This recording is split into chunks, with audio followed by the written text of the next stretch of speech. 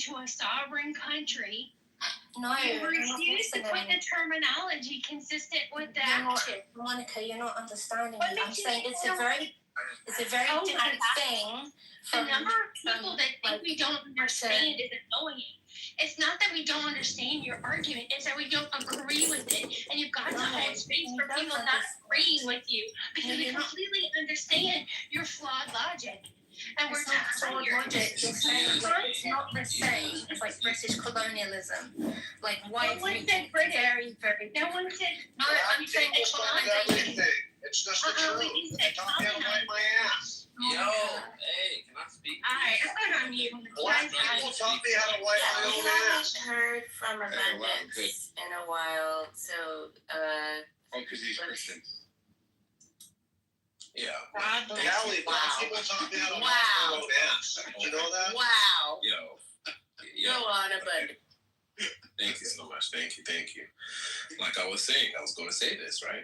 Let's stop blaming racists, right? Let's come together and try to find a solution instead of arguing about the problem. There is no progress here. There is nothing happening that's good for us, beneficial. We're only boiling pots, okay? Nobody's going to go to sleep happy tonight if this keeps going, okay? Let's make progress, okay? Please, thank you. But we can't acknowledge or come to a solution if everybody on the stage doesn't acknowledge the problem even exists. Well, we have to acknowledge that black people taught me how to wipe my own ass. So we have to give them credit for this. Well, to Abundance point, like the issue is, right, that the conversation is inherently uncomfortable because, like, race is just a veil that essentially shows that there are segregated emotional realities, right? There's one people that were divided by race that have created the United States. Now, part of those people are like the part of the repressed mind that people don't want to acknowledge, right?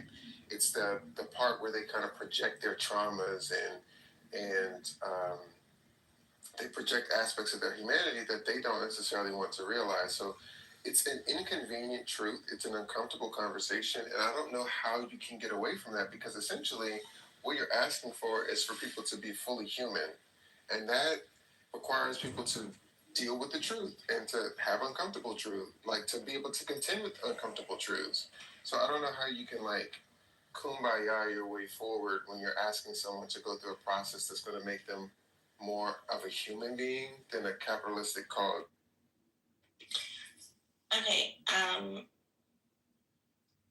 Doctor, have you ever heard an argument from a person who thinks white people are racist that you found to be persuasive at all? Any argument that people legends in their own mind. But they was conventional. You know what I'm saying? You knew what they was going to do. I came in unconventional and smoked them. And they didn't understand why. Well, it was real simple. You're predictable, and I'm not. And that's what we're looking at now. It's definitely unpredictable. What's up, Edmund? Happy Friday. Edmund, I've been sticking up for you in thousands of rooms. Just be normal today, or at least try, please.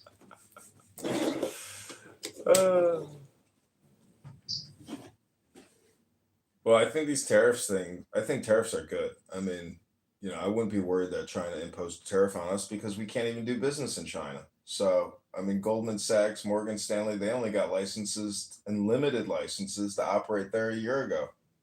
So, what Trump is doing is not just reciprocal, it's common sense, it's pragmatic. It's what we were doing in the beginning. It's what every regular country does. It protects itself and it grows itself. I mean, it doesn't give away, the barn and the cattle. We've been giving away everything and letting ourselves get taken advantage of, and everybody knows it. Well, let me say this, Doge. Before this election, everybody had like one particular issue, right? Immigration, inflation. Mine was Israel. Started and finished with Israel. I think we can have a better president in office for the country of Israel than Donald Trump. That's just my opinion. I think the world he's demanding respect from the world, and we're starting to get it. I don't know. My issue has always been the national debt, and and essentially Elon Musk has exposed woke spending. Every day, keeps pulling from the databases and showing the descriptions of requisitions that the federal government has been making, and it's absolutely insane. Well, what are you gonna do? What are you gonna do when he leaves that position? Because he has to leave after I think 120 days. He has established, I don't know if you follow x.com/doge, but there are doge accounts for every major agency now, and my sister works at an agency, and she has a new doge director that has taken over the board of directors. So doge isn't going away. It's a revolution in the sense that even if Musk steps away, there's still commanders everywhere. So Doge as a political movement, or essentially transparency, or a ledger, which is common sense and practical. I mean, you should, as a taxpayer, you should actually be able to, by the percentage, break down your contributions to see where they're going. That's what responsible government does. So, Elon Musk has declared that this is a revolution, and what this is the second day of liberty. We are, finally being run by adults instead of insane, mentally ill clown trans people. So you're okay with paying an extra 10,000 or 5,000 on the car? Because these tariffs, you're okay with that? I don't buy new cars. I'm cheap. I buy used cars from Craigslist, so I'm okay with that.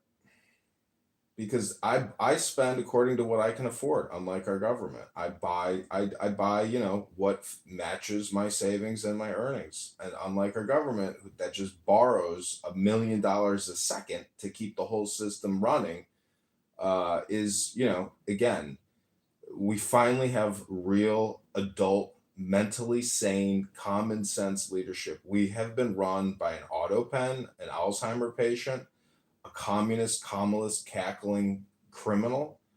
You're Ketchikon. You know how predatory humans are on each other, and I'm sure you understand just how predatory a lot of these Democrat clown shills have been on the American taxpayer and voter. Well, here's one other thing. We was talking about this other day, and this goes to the heart of what Trump's talking about. Like right now, we got an aircraft carrier group setting off the coast of Yemen. Why? Because they is interfering with traffic going in and out of the Suez Canal. Now, who's paying that bill? Obviously, we are, and we're keeping that shipping lane open. So all these people in Europe and everywhere else, Civic instead Science of cards. going around the Horn of Africa, can bring those container ships right through that port. Now, you got to ask yourself, we're paying the bill. Who's benefiting? Well, I'll tell you who's benefiting. Everyone that's running their container ships into Europe or into Greece or wherever to cut that down. But who's paying the bill there? We are. We're sitting there paying the bill, and this goes on in different instances in different areas all the way around the world. And someone asked me the other day, they said, well, Steve, don't you want to keep the shipping lane open? I said, sure. I said, but is it fair that me as an American taxpayer pays taxes to keep a carrier battle group in there so other countries can benefit? I said, why not have a toll like you do on the highway? We're keeping the road open. You pay a toll to go through there, and you're helping pay the cost of that battle group. But people don't think about that. They think, well, it's the United States. We got a big military, so we'll take care of it. But in taking care of it, we benefit other nations, and we pay the bill, Jay. Oh, I know. What do you think? What does everybody think about Donald Trump firing the NSA director last night?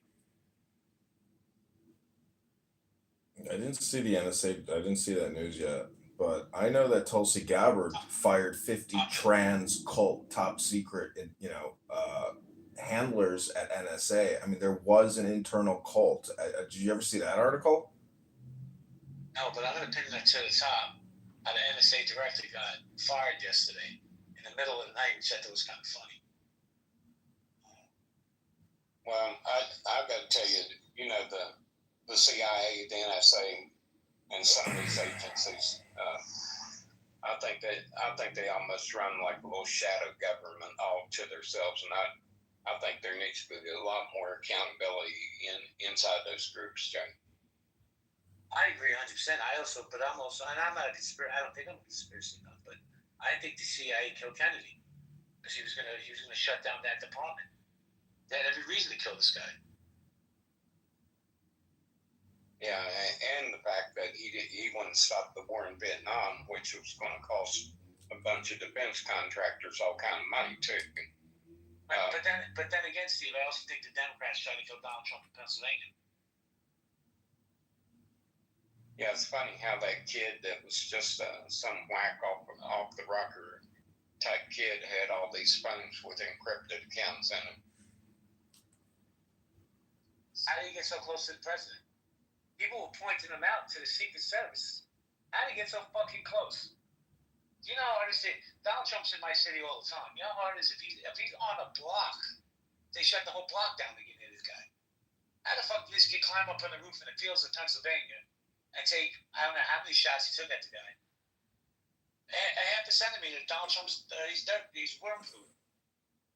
Right, and not only that, you hear the lame excuse, they said, well, the roof was too steep. That was at most a 3-to-1 roof on that thing, Jay. That wasn't steep. Anyone that's ever been on a roof knows that was about as easy a roof as you could ever find. Go ahead. Well, I mean, when they start going back on that, and anyone that's ever been on a roof looks at that thing, you say, dude, you're full of it. You know, Harry also brings a good point. How did a guy stay in a bush for 2 days at Mar-a-Lago? I'm telling you, man. We still haven't got answers to what was behind this kid. To me, even if they try to take him out because they know they're going to lose power. I looked at that link. I don't know if you know the connection with Laura Loomer there, and this Chinese guy who's not working in the administration, who she's giving grief to on X. But I gotta give Laura Loomer, her props. Like, she's unbelievable. She's a digger, and she posts screenshots and writes up, articles essentially that change people's lives for the better or for the worse. Isn't she a wackadoo though? You could say that about anybody, but the truth is in the pudding. Look at her X account and see what news she breaks, because she just had a meeting with Donald Trump in the Oval Office. Her and Donald, she views herself as being the savior of Donald Trump, in the sense that she has broken news articles about corrupt judges, and she does a lot of research. And so it's just so easy to discredit her, but in the world of the social media influencer. Hey. News on the only judge on this app named Brent. Do I have any news about him? No, I said Laura Loomer. Can she break some news on the fake judge on this app? I think Brent's probably breaking wind right now. Talk about a Superman. But let's be honest though, he knows a lot of terminology. So, I've heard it said from somebody that said he was a court secretary or a court, assistant, but not an actual federal judge, and thus he knows all the terminology. And I heard him going on and on about Luigi Mangione. Like, the guy still can give good analysis, even though he's, a disgusting, Peter Puffer, and that's what it is.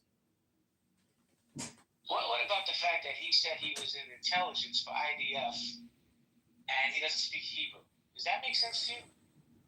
No, but I will say people lie on this app all the time to gaslight the other side, and it's kind of funny because I just think this app is a comedy app now, and it's mostly all just hypnosis, and it's a huge waste of time. That's why I tell everybody, go to Chatter. Go to Chatter, people. You'll have a better kind of conversation. I'd rather go to the gym. Isn't it amazing how many doctors we have on this app too? Oh yeah, let me say hello to Gil. Gil, what's up, man? Yeah, fine. I've got 25 degrees, 14 PhDs, federal judge in 16 different federal courts. I served in the IDF, and I don't speak a word of Hebrew.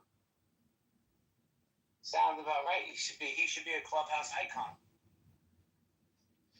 I remember I absolutely pinned him, and he blocked me and started talking shit about me everywhere when I asked him in Hebrew exactly where he served in the IDF. I started speaking to him in Hebrew. He then said to me, "Don't speak to me in a language that other people don't understand in this room." I said, "Well, just answer." And I continued speaking to him in Hebrew. And all I said to him was, "Just answer me in Hebrew. Just answer me one sentence in Hebrew. Tell me where you were in the IDF." And he just kept on saying, "I'm a homophobe. I'm a filthy piece of shit," and blah blah blah. Well, I have a question. Money for that. I have a question for Alan Dean, the esteemed Alan Dean. What's up, Alan? I was hoping you'd come to the stage to have some dialogue. So talking about tariffs, JB, interestingly enough, I had a conversation with my finance guy last night. We talked for about 2 hours about this. And he said this is short-term pain, but very much long-term gain. When this all gets rolling, you're going to see interest rates coming down. You're going to see taxes coming down considerably on businesses and on income. It will all balance up. Countries will come and negotiate again with the United States. There'll be parity across the board, and things will be fine. So yes, there's short-term pain. You know, the Nasdaq this morning is heading into a bear market. It looks very, very grim, but there will be long-term gain. So Gil, let me just say two quick things. First off, and I could be wrong, I'm sure I'll be fact-checked. Israel eliminated all tariffs against America. Sounds like a smart move to me, Gil. So Israel, whilst they limited the tariffs, the consumer in Israel still pays very large tax. For example, on US cars that are coming into Israel, there is an 83% tax on that for the consumer. Taxes on cars in Israel have always Wait, hold on. Gil, let me ask you, don't get it up. Is this tax on cars that are American made or all cars? All cars. All cars. Why they do that, Gil? Because Israel is a very highly taxed country. We have a huge military that needs to be paid for, and the way to do that is by taxes. Gas prices in Israel are 3 times the prices on the gas pumps here in the States. Car prices are more than double the price of cars here, or even in Europe. Wait, cars are twice the price here? No, twice the price in Israel. Well, don't they have to import everything? Yeah, they import everything. Cars are twice the price. So it's a consumption tax, Gil? Yes. Did you see yesterday? God bless Donald John Trump. He's selling $5 million visas, the golden ticket. What do you guys think about the golden ticket? Listen, you know what? People want to come to the United States with a bag full of money to start business and to employ people and to help the economy by employing people, etc., etc., etc. I'm all for it. Why the hell not? I would bet he doesn't sell more than 10 of them. Who could afford $5 million? There's plenty of people in this world that have $5 million that would love to come and live in the States and start a business here. Plenty. Yeah, here's the thing that I can see what a lot of the pushback people give. Not that I agree with it, but like, well, you're just being so unfair because you're allowing these rich guys to come in here. I can just hear it right now. But like Gil was saying, you know, if a guy can pay that amount for a visa, he can come here and start a company. He can start a business, maybe employ 20 to 100 people. Why not?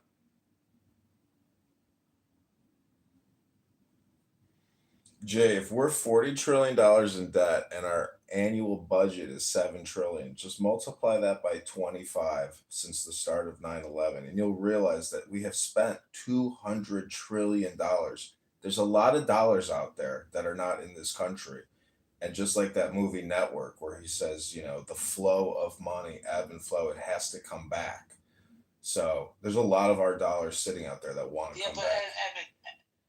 the truth is this, and just my opinion. I'm not an economist, not a financial planner. In my opinion, our great grandchildren will still have that. We're never getting out of this debt. I'm not saying to continue to spend it, but we're in for a roller coaster here, man. Look, I don't play the stock market. I like my money in my hands, but we're always going to be in debt. We're a country of debt, bro. Listen, when I was married, my wife used to stress credit cards. And I said, what the fuck American Express is not jumping into that grave with you. I'm not saying be ridiculous with your credit cards, but enjoy life. People get so hung up on debt, and credit cards, bro. What about just put your feet in the sand and breathe a little bit? Just my opinion. People get into the flow of using it, and I read on Reddit in the bankruptcy threads about people, whose lives, I mean, they're basically on the verge of homelessness. So there's there's so many homeless people, 30 million By the homeless. way, I mean, by the way, let me just say this. I read, I think it was 2 or 3 days ago. This might trigger some of you people, so put your big boy pants on, your big girl panties. That the 2028 Democratic ticket will be Gavin Newsom at the top and AOC as his running mate. Now, think what you want about him, Stevie. That's a powerful couple. Yeah, I guess so.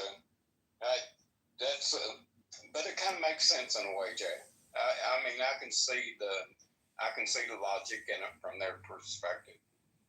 Pritzker's definitely has ambitions to run for the president as well. Can I say something very inappropriate? Or will I be lambasted for it? Do you, man? You're my friend. I got your back. AOC's got a nice rack. Watch the video of her dancing in college. She's fantastic. She's a beautiful woman. She's also, I think, next level batshit crazy. Thank God she's not my congresswoman. But that's what I heard. It's going to be the ticket, just like I predicted. Andrew Cuomo is going to be the next mayor of New York City. You guys go to Vegas and put all your money on it. Andrew Cuomo is the next mayor of New York City. I don't think that's a bad thing. I agree with you. I like Andrew. I think he'll clean up the city. So here's the thing with Andrew Cuomo. This is my prediction. He'll come in and clean up this fucking cesspool that we know as New York City for about 2 or 3 years. He has ambitions on bigger prizes. See, one thing, Gil, America loves, we love a comeback story. And he's going to ride that wave. He has bigger ambitions. I could see him running in 2028. Maybe whoever the nominee is going to be, if it's not him as vice president. But he's not going to stay as the mayor. But I like the decision as well. There has to be MAGA candidates and Doge candidates to wipe these people away, because they're the problem. They're the big spenders that have gotten us to where we're at. Their time is done if Trump and Doge and MAGA can capitalize on this political movement in this country. But here's the thing, Edmund. Will the wave still be going for the Republicans in 2028? Where's the economy going to be? That's what people really give a fuck about, right? Our pockets, paying our rent. But the problem is the public. Hold on. J.D. Vance, in my opinion, I'm not a fan. He doesn't have the charisma of Donald Trump. He's actually like staring at a tree with that guy. That's where they're going to come. Is he going to be a good public speaker? Let me do a quick reset. Trump, the gift that keeps on giving. The NSA director and cybersecurity chief, Tommy Hall, and Deputy Wendy Noble were fired last night. The NSA got fired. They're cleaning out that agency. But guys got a big ticket cashing in. Let me say good morning to Harry, America, Stinny, Weedman, Moishe, Jeremy. Good morning, guys. Nux Ali. Al, how you doing? You guys want to come up? Weedman, raise your hand. You're more than welcome to the stage. Go ahead, Edmund. Yeah, they say that 35% of our entire economy is artificial and created out of the Congress and Federal Reserve in Washington, D.C. every year. So if the American population is broke, in 2028, The fact of the matter is that means they just want more fake free shit and more debt out of Washington D.C. and Congress and Federal Reserve, and we can't do that. Chairman Powell said in a recent congressional hearing that this is a 20-year battle to bring the debt down. It is this is like fight for our lives, and if it wasn't for Trump and Elon Musk, JD Vance and others, Tulsi Gabbard Kennedy, etc., like the America probably would have imploded, and they would have escalated it in the same way that they are douching. They would have done the opposite and spent like drunken sailors. Well, let me address something in the chat. Alan Dean says J.D. Vance is a great speaker. Alan, respectfully, is he a great speaker because you agree with the message or because he's a great speaker? See, when I think of great speakers, I don't think of J.D. Vance. Donald Trump, think what you want. The guy's a fantastic speaker, public speaker, right? Ronald Reagan, great speaker. Barack Obama. J.D. Vance, in my opinion, is it the message or is the messenger, Alan? Yeah, but JP, you're missing something here. He's also much, much younger than the three you mentioned there. He's got a lot of learning to do and a lot of maturing to do in politics as well. He's extremely smart. I agree with you. I don't think he's the best speaker in the world, but as time goes on, he's going to get better and better. I think the one thing he does and does well is when he tries to articulate a subject or a conversation, he can frame it with clarity that anyone can follow along. He can really articulate. Yeah, but see, here's the thing. You have to read up. Here's the issue I have with J.D. Vance, and I may get some smoke with this. Is if the man would stop wearing mascara, I would take him more seriously. Oh God. Hey, back to the budget thing just a little bit, not to derail things, but talking about the public and the financing is. You guys ought to set in sometimes where you have state, federal, and local people talking about financing and where the money's going to come from, how the money's going to be paid back, and what a convoluted state of mind that people will get into when you start talking state and federal dollars.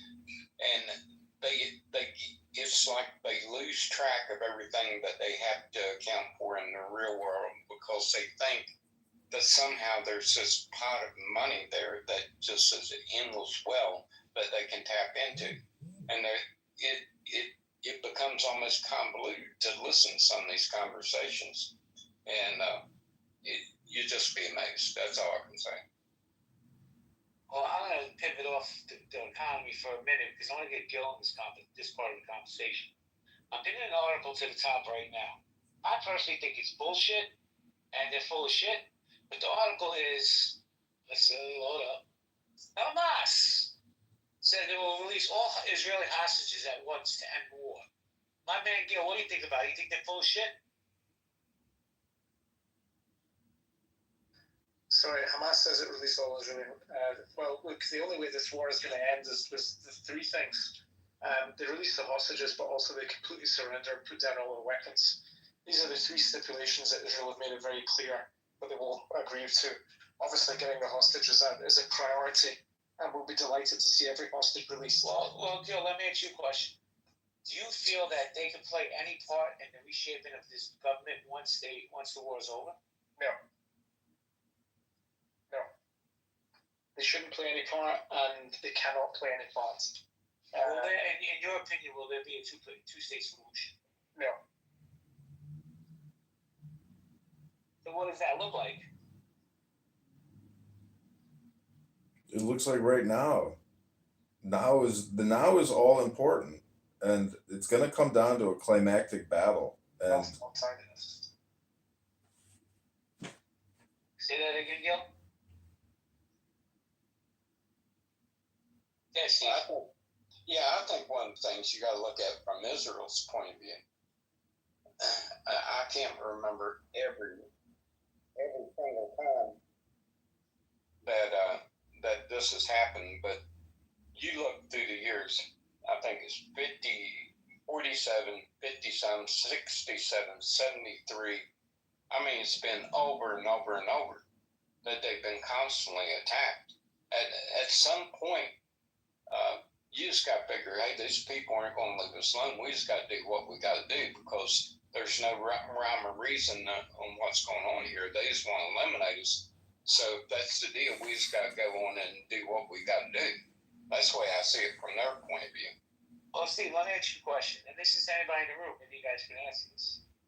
If it wasn't a Jewish state, right? Let's say some other country, France, England, whatever, Belgium, experiencing October 7th. Would they get the same blowback that Israel has from this new state? I don't think they would. I think it's absolutely not. And one of the things that kills me is that they act like that the Jews in Israel is like some kind of colonialization of the land. Well, you have the Wailing Wall that goes back to the time of King David. Seriously? Yeah, they forget history real quick. Let me say hello to Rabbi. Rabbi, good morning. Long time no speak. How you doing, bro? Good morning. How's it going? Man, Nick's better fucking do something this year, kid. It's very disappointing. This losing streak is really bad. Really bad. 100%. So what do you think? What does it look like after the war's over? Hamas says they're going to release all the hostages. I think they're full of shit, Rabbi, but what do you think? Yeah, I mean, I don't trust them as far as I can throw them. I mean, but Gil is correct. There can be no future with Hamas as part of the political landscape in Palestine. Like it's a non-start. So I don't trust them at all for sure. There needs to be other countries. There hasn't been enough other countries involved to pressure Hamas or to come in and say we're gonna deal with the political realities so that we can isolate Hamas. So, Rabbi, let me ask you a question, Rabbi, respectfully. Do you think that a lot of other countries are suffering from, let's say, war fatigue right now? Yes. I agree. Yes. I think people are tired of this and they don't want to talk about it anymore. Do you think it'll be like a militarized zones like Berlin was? Yeah, I don't know. I mean, at this point, I don't know. There obviously has to be some kind of like transitionary period where Gaza is both rebuilt physically, but also there are institutions being created that are functional civic institutions to really so that people can have like a real life. I don't know who creates that, but it's not Israeli. It's not the Israeli responsibility to do that. It's got to be somebody else now. What was your reaction, Rabbi, to Donald Trump coming out and saying that he's going to make it a beachfront property and all that? And people automatically jumped on that and said, well, Donald Trump's going to put Trump Tower there. I don't think that was what he meant when he said it. But what do you think about the blowback that Donald Trump said that America would rebuild it? Look, if America's going to come in as like a, what do we call it? We'll take the lead on the rebuilding, but it's not that America's going to take it over and have it be like sovereign America. I don't see that as any different really than like if the Saudis were to come in and rebuild it, right? Rabbi, I gotta be honest with you. I'd rather the Saudis build it than America use taxpayer funds. I agree, especially in this economy climate. Yeah, I agree. But strangely, I just don't think there's not enough countries involved. There's got to be more. There's got to be Emirates and Saudis and some European participation. I want to ask you this question. I want to say good morning to Mayor. How do we get them engaged to be involved? Because if they're disengaged right now, how do we bring them to the table? You need a big carrot. Right? That's the Saudi. I heard an interesting theory the other day, right? Saudi wants to pump $1 trillion into the American economy. And as an exchange to get some kind of like security deal and intelligence sharing with the United States. Part of that will be a normalization with Israel. But it's got to be a big carrot. Got to have it. It's the only way to engage them. Rabbi, could I pick your brain a second? Yeah. Are you familiar with Isaiah 17:1? Not off the top of my head. Oh, okay. I've asked a couple of Jewish people about this because is that part of the Torah? It's part of the Tanakh. It's part of the Hebrew Bible. Okay. All right. I was just curious. The reason I ask is that Isaiah 17:1 says, "The burden of Damascus, behold, Damascus is taken away from being a city, and it shall be a ruinous heap." And with all the conflict, I just wondered if there was any of the rabbis see any correlation there between what is said in Isaiah and what we see unfold now. Well, Rabbi's thinking about it. I was going to say good morning. Yeah, I'd have to think about that. Good morning, man. Yeah, I just want to pick his brain. Good morning. How are you? I'm doing fantastic. And yourself? I'm good. Thank you. What do you think about this article? Hamas says they'll release all Israeli hostages at once to end the war. Bullshit or legit? No, I think it's legit. I think that the strategy always was and should have been, the more you hit Hamas, the more they're ready to surrender. They reneged on the deal. They couldn't get the ceasefire to continue. Israel went in hard. Have you been reading the articles of how many they've been hitting in the last few weeks? And now Hamas is begging mercy again, just like they did in November 2023. And there's I don't even want to call it clandestine, but there's a backdoor deal that the leadership can survive if they give up control and leave Gaza in the hands of a different administration, which has been from the very beginning. The plan was to get Hamas to no longer be a military political force in Gaza. Yeah, but man, and it's just my opinion, obviously. I'm not looking for smoking anybody because everybody on the stage is definitely smarter than me. But they give it to Hamas. Somebody's going to step up and fill that role. It always seems to be that way. How do we prevent another Hamas in that region?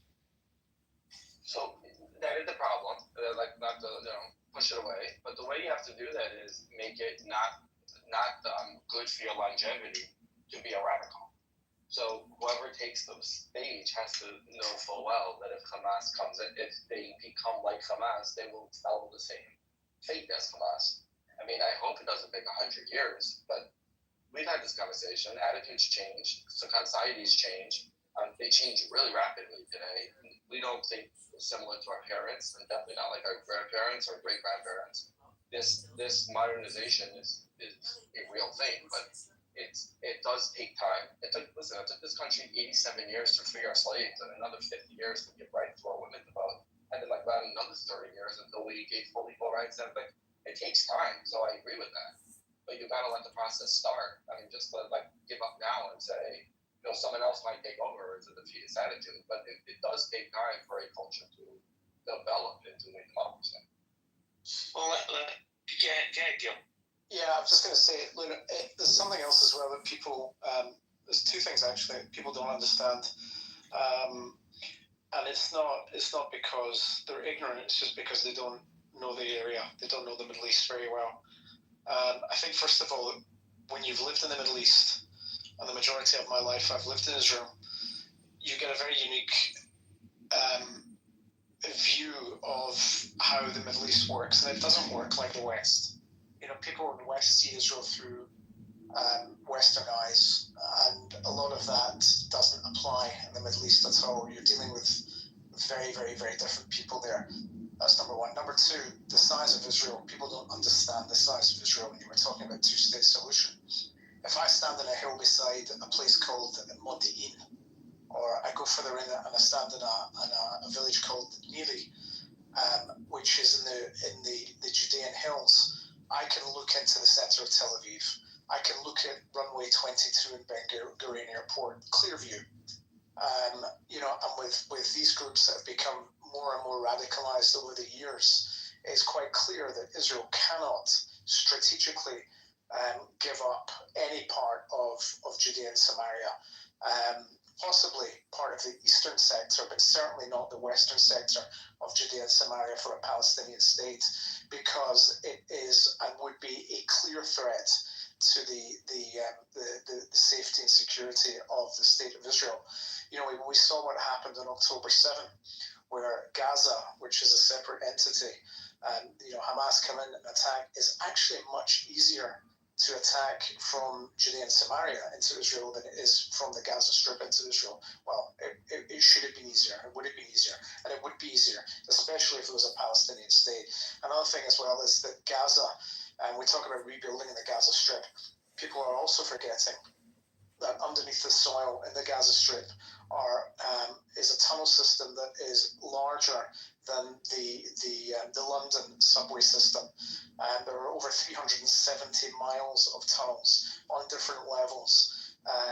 Tunnel on top of tunnel on top of tunnel, crisscrossing, going from north to south to east and west in the Gaza Strip, which these tunnels have been built from 2005 up until October 7th. These tunnels were being constructed. Any construction or reconstruction of the Gaza Strip is going to be an absolute nightmare. You have unexploded munitions all over the place, and I'm talking about all over the place. You have a tunnel system below. You can't put foundations down in buildings now with a tunnel system underneath the soil there in the Gaza Strip. It's literally, when Witkoff said a month and a half ago or 2 months ago when he was in Gaza, that it's going to take 15 years to rebuild. He's probably not far wrong from that. It is going to take a long, long time to rebuild anything in the Gaza Strip. And this is why I think also Trump came out with a statement and said the Gazan people should be moved out temporarily, and whilst the Gaza Strip is rebuilt. Now, if you can imagine living in an area that it's a tiny, tiny area. You're talking, it's even smaller than Brooklyn, and you're living in an area like that is completely devastated. And again, devastated because of Hamas, not because of Israel. Devastated in a way that there's no way or no chance that you can live a normal life for 10 years anyway, maybe 15 years. Then wouldn't it be a great idea if you could go live somewhere else temporarily and have a decent life, then to move back into a place that is rebuilt? I think it's a great idea. Steve, I've got to take off, man. Good room, good talking to all you guys. Have a very good day. You too, Steve. Thank you. So, good morning, Brad. Good morning. How's everybody doing? Doing fantastic. Brad, let me ask you a question. What role does America play in rebuilding Gaza, in your opinion? I think we're going to have to take the lead. If somebody's believing that the airplane is going to have any sufficient outcome, I've heard this discussion before, especially with people on the left. They're going to leave the Gazas in there. They're going to rebuild with the Gazas, basically the crux of the Arabian plan. We've repeated this before. Like, we've done this. They went into Jordan, and then they tried to overthrow the government, and then Jordan kicked them out. They went into Kuwait. They tried the same thing, tried to throw them out. Egypt spent, 50 years trying to get rid of the Brotherhood there. So they're not going to be too eager to have a whole bunch of people from Palestinian, especially young radical 20-year-olds and 30-year-olds who've been fed a diatribe of Hamas bullshit. So I think Trump's plan is the one that's only feasible. I think America will have to take the lead on it. I think they'll rebuild. I think it'll be a conjoined effort with Israel and maybe some peace in the region. But as far as I know, the only country that hasn't kicked out the Palestinians are the Christian ones. The 500,000 to 1 million of them that are residing in a pocket in Chile. And that's about it, Jay. So, I know great Muslims all around the world. It's not to say it, but Palestine in our country. Let me ask you a question, a follow-up question. So, I agree with you. America's going to have to take the lead. Else it's going to be a clusterfuck. Why can't these people go to, let's say, Egypt, where they have plenty of land, put them there? I understand they did some crazy shit. I don't see, how is it feasible for these people to live there while they're rebuilding this land? If they're living in Egypt, I think we've already heard these countries buckle under the proposed economic sanctions or the leverages that Trump would use against them. So these countries will take in part. I think it's probably best for the Palestinian people. You have the left screaming that they're dying, that there's people in Gaza dying, there's a genocide going on. There's a genocide going on, then let them become refugees and allow these nations to take them in. If that's your true-hearted belief, then the only way to save these people is to get them out of the fire of Israel. If they're in Egypt, they're not on the line with Israel. If they're in Jordan, they're not on the line with Israel. So, well, Brad, what about this, Brad? You don't have to mute up, bro. What about this? I'm going to say a statement. Tell me if you agree with it, and everybody else can chime in as well. There will never be peace in the Middle East as long as that regime is in charge in Iran. What do you think?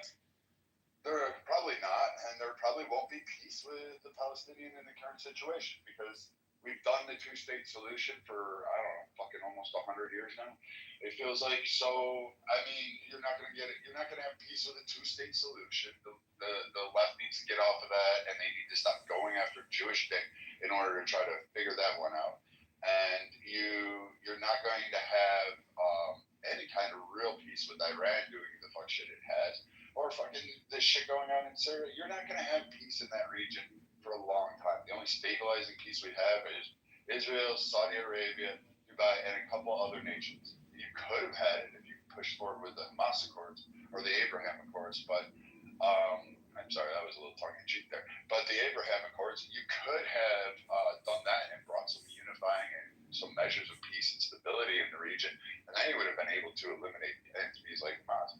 But the Democrats said that that was a bad deal, and they didn't push forward on it. They didn't follow those steps to have that great fucking alliance start to be cemented. So now we're at where we're at today, Jay. Thank you, Brad. So the same question to Mayor and Gil and Doge. Is there any possibility of peace in that region as long as Iran is in charge? The regime in Iran? Gil or Mayor?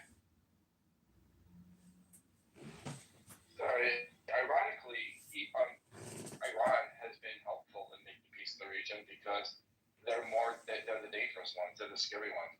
Now, I think there won't be stability in the region until they're gone. But the Abraham Accords and a peaceful solution, although very difficult with the Gazans, is definitely possible with Iran still around as an opposition to Iran. Thank you, man. Morty, you got a very short leash in this room. I'm going to give you a chance to be respectful. I'm not sure if you're talking to me. This is Morty. Yeah, we know who you are. I was talking to you. Yeah, he's a Jew-hating, anti-Semitic, racist, dirty dog piece of shit is what this loser is. What do you think about that, Morty? Well, you're in the Matrix, bro. I tell you what, when you get out of the Matrix, you get yourself a phone that you can buy at Five Below, come back up. We'll talk to you. Gil, are you there? Gil's not there. Andrew, what do you think? Can there be peace in that region if Iran? Yeah, sorry. It's okay. So I was just asking a question. Can there be peace in that region as long as that regime in Iran is in charge? No. Do regime change? Because America's known to do that. I don't think there's any question that Iran poses a huge threat to the whole of the Middle East and beyond. So yes, until the mullahs have the IRGC removed from power in Iran, I don't think much is going to change. I mean, if you look at what they've done over the last 25 years, even longer, but 25 years, Hamas, the Houthis, all these militias scattered throughout the Middle East, their drive for nuclear weapons, which, is getting closer now. It's probably, I actually personally think they might even have nuclear weapons now. Maybe they just don't have a proper delivery system for it yet. But they're a serious threat. And they are the cause. They are the head of the snake. And until the head of that snake is removed, nothing's going to change. Thank you, Gil. So I'm going to do a quick reset. This is Healthy Debates. Trump, the gift that keeps on giving. Guys, we're talking Middle East. But we're going to go back to Trump in a few minutes. Let me just say hello to my old friend, Jane. I see you down there, Janie. Mayor, go ahead. Yeah, you said that America has been known to do regime change. We have done regime change. We're just not really very good at it. Like, we went into Iraq, we destroyed the place in 3 weeks, and then we tried to do regime building, and we did not do a very good job. Iran is different. The Persian people hate the government. The Persian people have had democracy in the past. They're ready to go back for it. There's, discussions of the next government, so, there are pieces in place. If there's a place we could do regime change, it probably is Iran. Just reminding you that we're very good at destroying stuff. We're really not very good at nation building. Well, I asked the question earlier before I think you were in the room, and I'll ask it to you now. Do do you think an attack like October 7th, if that would happen in a different country, France, England, Belgium, pick a country, it doesn't matter, Australia, there'd be so much blowback as Israel gets because they're Jewish? You think it's an anti-Semite thing? Well, it's a combination of mostly anti-Semitism and there's some anti-Western. There's a bunch of leftist college blue-haired people that just hate the West. And Israel is an embodiment of a country that has built on Western values and became an economical superpower based on these Western values, and they hate that. So there's a happy combination of the two. But any other country that would have been attacked like on October 7th would have gone in, with the firepower that Israel has, would have gone in, killed a 10-to-1 civilian, had the place cleaned out within 3 months, and we would have forgotten about it. It's only Israel that drags it out because of the humanitarian idea, and we're still here all this time later because they're tiptoeing around landmines and snow. Thank you, that man. Brad, I have a question for you. Is that okay? Sure. Why are so let me just make this statement. Donald Trump, who you know I didn't vote for, I made that mistake. I own it. But he's doing everything he said he was going to. Like, there's nothing he's doing that he hasn't said he was going to do. Why are the libtards running around with their hair on fire because of these tariffs? I wish they, instead of like just lighting their hair on fire, I wish they'd go back to that whole, we're just going to burn ourselves in the middle of Times Square and make a statement. They don't even understand the tariff situation, and they're getting fed a diet of just pure rhetoric. They don't even know that at the start of this country, for a long time, that's how we funded our country. In fact, it's how 75% of the rest of the fucking world funds their governments is through tariffs. So you've got idiots that are running around and saying, well, it's okay if they place a taxation on U.S. people. It's a taxation on them that they have to pay. It's the U.S. that has to pay all that.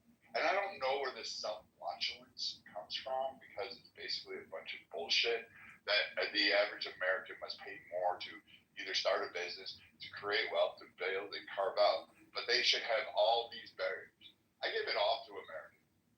You have to struggle against these liberal, fucking, weird, progressive, identitarian politics that tells you that you are not important, that you don't deserve a social safety net if you fail, that if you make so much as a buck, the left is going to come and tax it because it deems you rich and strip you of all that. You don't get to have your own IP. You don't get to have your own identity. You can't worship whatever God you want to or have any religious following unless it's what the left decrees. You must grow your kids as trans, feathered, furry, anal-loving, porn stars, and you must make sure that they have a victim mindset. You must have a Rachel Dolezal freaking mentality. I really, when people say Americans are fat and lazy, I have to take that back, because quite frankly, through all of the obstacles to raise Americans up, there are still Americans out there that are able to go to work, build a house, create a family, raise a family, go to church on Sunday, get their kids into school, get them to have good jobs, have a wonderful retirement, travel and see the world, and live on room service. I mean, the worst enemy is literally the left in this country. There you go, Jeff. Thank you, Brad. So I have a question. Edmund, are you there, Edmund? Yeah, I'm here. So, Edmund, I just took a quick peek. The Dow Jones is down 1,600. The New York Stock Exchange is down almost 900, as is the NASDAQ. How does something like that impact everyday people like me, Lee, Mayor? How does that impact us? Well, we know you don't have a portfolio. You like cash in your hand. But the baby boomers that are invested in Cash is king, Edmund. Cash is king. But the baby boomers who are invested in Vanguard, which has $10 trillion in assets and just lost about 9% of the total value of that portfolio, or about $900 billion, tremendous amounts of market capitalization have been completely evaporated as a result of these tariffs. However, it's not just U.S. investors. These are global investors that are now paying us. We are now masters of our domain again. What Trump is doing is just common sense, practical, and reciprocal. This is what all countries are doing to us. This is what we do to them now. America first. Make America great again. Stop. This is not 90s efficient market theory. This is, if this continues, then we can have this conversation. Right now,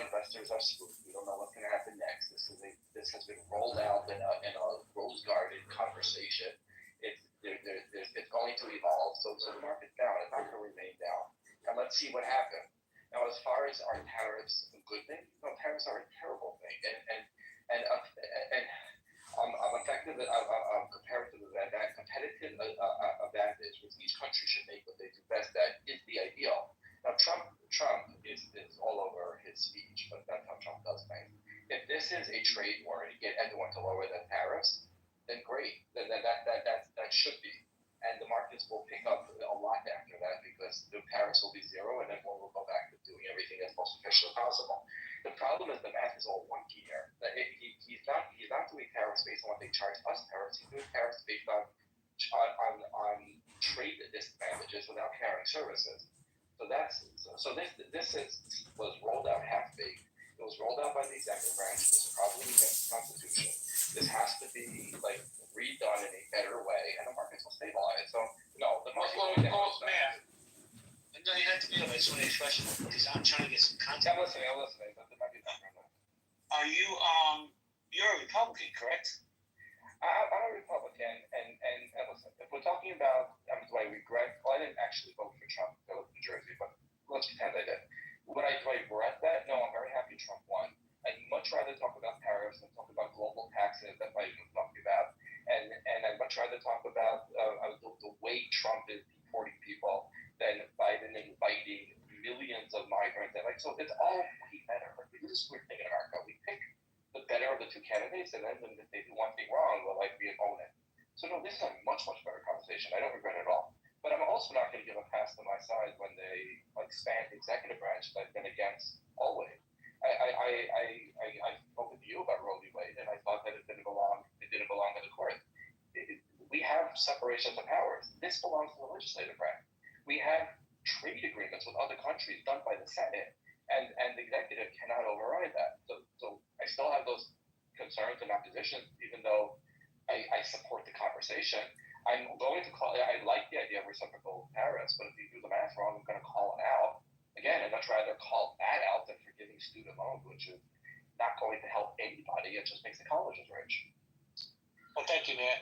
You know, one thing. Go ahead, Brad. Go ahead. I was just gonna say, there does seem like this idea of the stock market plummeting, and that we should call it out. Like, let's not forget that the stock market was overinflated, oversaturated. Like, it's at record highs, like severe highs. Even the drops it has is still nothing in comparison to where it's been. Like, this could be a restabilization. This could be a realignment, as Mayor said. I think honestly that I'm not really worried because Wall Street isn't what's indicated of a healthy economy in America. And it's really weird that they hear the right and left always pick on Wall Street as if it's going to be the help and the best thing. Trump does it, presidents do it, and then you have the left now screaming at idiots like me and all these other ones growing up there going, what? The stock market dropped 5 percentage points. It's a run-up. It's a disaster. It's not. It's unindicated. We just added to over 40,000 jobs last month, 280,000 jobs last month.